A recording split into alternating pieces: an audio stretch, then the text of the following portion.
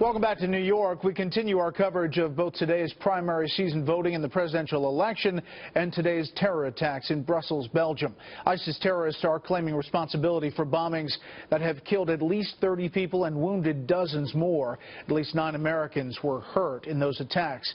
U.S. officials say an Air Force officer and his family were among those injured.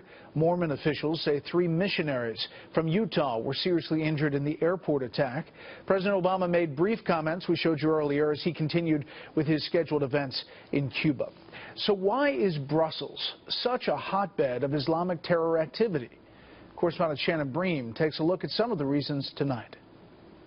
Brussels has, for many years, been seen as a citadel of Islamist extremism. And the reasons appear to be plentiful, from worries about open European borders that has allowed a massive influx of radical Islamic terrorists into Europe, to growing unrest among disaffected young Muslims in segregated neighborhoods where economic challenges are numerous and the younger generation feels caught between their parents' traditions and the desire to be fully integrated into European society. We know that once immigrant populations find themselves plugged in, then they have much more of a reason to kind of invest in their communities. But when you don't feel plugged in and you're struggling about that, there might be a time where you check out. Belgium reportedly has the highest per capita number of foreign fighters, hundreds who have traveled to join terror groups on the battlefields in Syria and Iraq, only to return, some of them to plan attacks closer to home.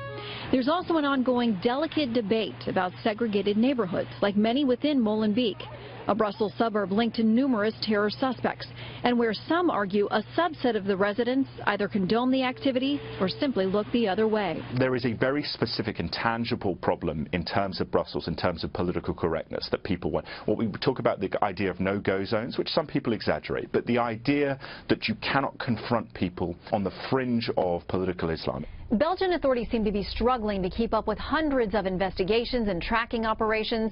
The former head of the country's domestic intelligence agency has said he warned about this threat for years, pushing for more resources and personnel, only to be told budget cuts would make that impossible.